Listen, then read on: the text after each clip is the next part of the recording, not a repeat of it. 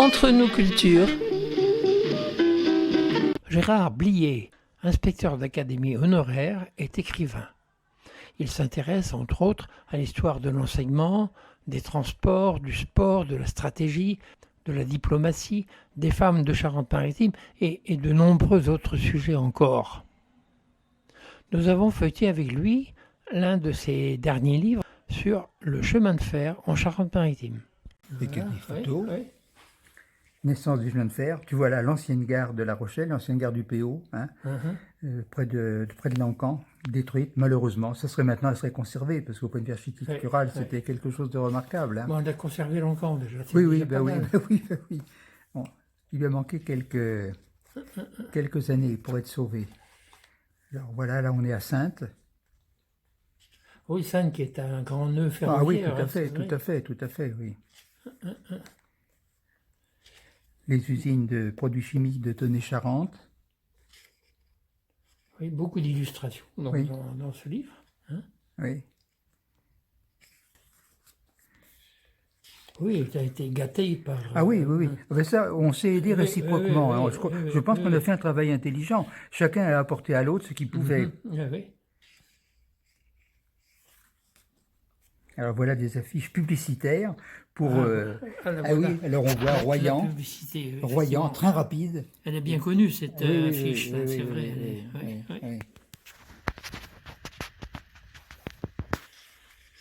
Alors bon, il y a de la cartographie aussi, bien sûr.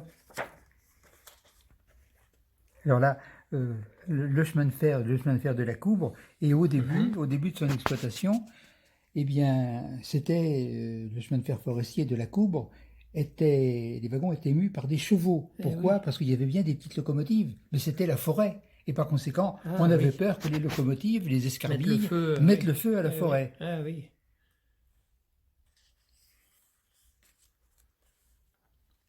L'arrivée du train à Pontaillac, voyez-vous, on voit que ces trains jouaient un rôle. Les petits trains secondaires, voyez-vous, quand on en parle, quand on en parle maintenant, c'est presque avec condescendance, etc. Mais en fait, dès l'arrivée du chemin de fer, dans les petites régions où les grands trains ne pouvaient pas passer, les chemins de fer secondaires ont joué un rôle énorme avant l'arrivée de l'automobile. Alors, l'automobile, le car et le camion les ont éliminés, bien sûr, mais pendant des dizaines d'années, ils ont joué un rôle qui était absolument insurpassable.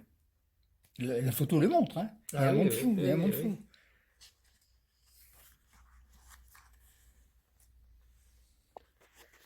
Voilà, oui, encore.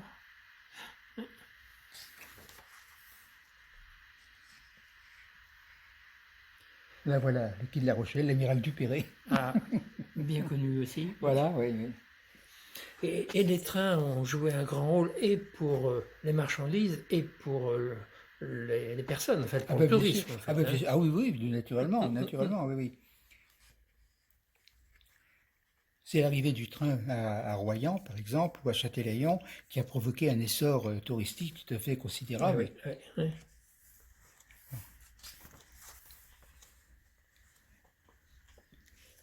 Là, un site tout à fait particulier, c'est l'ancienne voie ferrée entre Aigrefeuille et Rochefort, ça. Bon, qui a été abandonnée quand elle a été fermée. Bon, et à ce moment-là, eh bien, comme la petite route entre Aigrefeuille et Rochefort, qui existe toujours, était mauvaise, était sinueuse, c'est la voie ferrée rectiligne qui a cédé la place à la route. Alors, on a une route qui, évidemment, est rectiligne et qui passe sous des ponts. Et ces ponts, c'était des ponts édifiés au temps de la voie ferrée, vous voyez.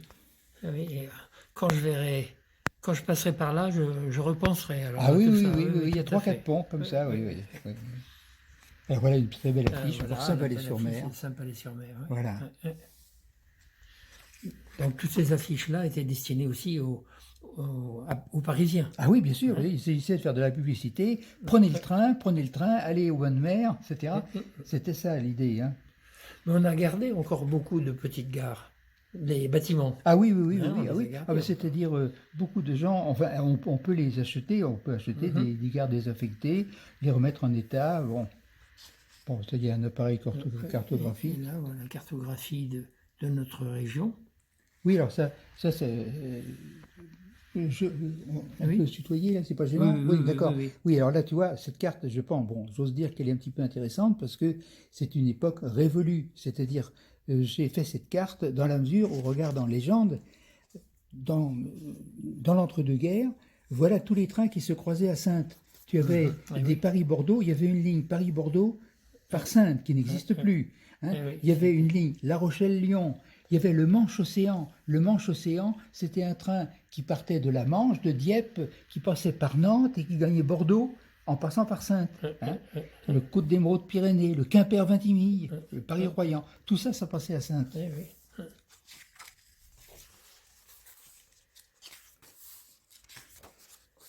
Alors la Seconde Guerre mondiale, là, je vais te montrer une photo qui, ma foi, est intéressante, qui a été prise par... voilà cette photo. Hein. Alors c'est une photo qui n'est pas techniquement terrible, mais elle a été prise par un avion, bien sûr, et elle a été prise juste après le bombardement de Saintes. Ça, c'est la gare de Saintes. Et alors, j'ai traduit ça sur un schéma. Les points, ça correspond à des entonnoirs de bombes. Hein. D'accord. Bon, et naturellement, les entonnoirs, on les voit là. Les multiples entonnoirs. Bon. Et cette photo, le bombardement a été fait par la RAF la nuit, en juin 1944, et le lendemain, au jour, un petit avion, un Mosquito, un avion léger, rapide, anglais, est venu photographier pour voir le résultat. Et cette photo, elle est rare, et elle m'a été communiquée, et je pense que c'est intéressant de voir ça. Alors là, on arrive dans la partie la plus récente. Hein. Là, on voit un poste d'aiguillage qui a d'ailleurs disparu, parce que la technique fait que sans arrêt, les choses évoluent. Hein. Ces postes d'aiguillage ont disparu maintenant. Ça, les ateliers de Saintes, les photos ne sont pas très bonnes, mais enfin, je n'avais pas mieux. Le temps de la locomotive à vapeur. Alors là, une photo, c'est tu reconnais? Oui. Trintignant. Trintignant et Romy Schneider. Ah oui. Oui, c'est le tournage du film Le Train, justement, hein, en gare de Saintes. Voilà.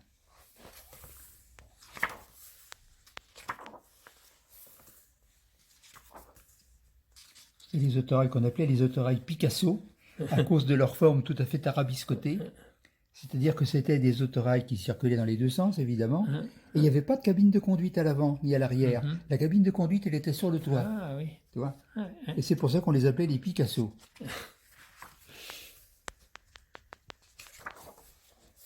Alors là, on arrive et la quatrième partie, le titre de la quatrième partie, un profond bouleversement. Ok.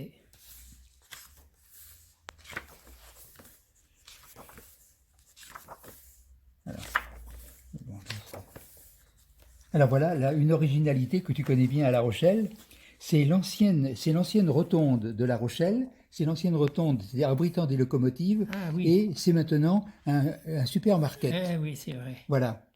Eh oui. La rotonde pour faire tourner les trains, justement. Non, la rotonde, oui, c'était pour abriter les échanges. Attends, je vais te montrer, si tu permets, je vais te montrer la rotonde. Oui. Oui, voilà. Tu vois? Ah oui. Voilà la rotonde. Alors là, on a l'impression que c'est à plat. Alors, il y a un pont tournant au milieu. Hein. Les locomotives qui veulent aller s'abriter montent sur le pont tournant tourne, et il y a toute une série d'alvéoles. Ça, c'est évidemment en courbe. Tu vois. Et c'est ça qui est le supermarché, maintenant. Hein. Voilà. Ok, on reprend la couverture. Fais voir la couverture. Oui. Voilà, le chemin de fer en Charente-Maritime, une passionnante histoire pour la Charente-Maritime. Les Indes. Les Indes savantes, oui. Entre nos cultures,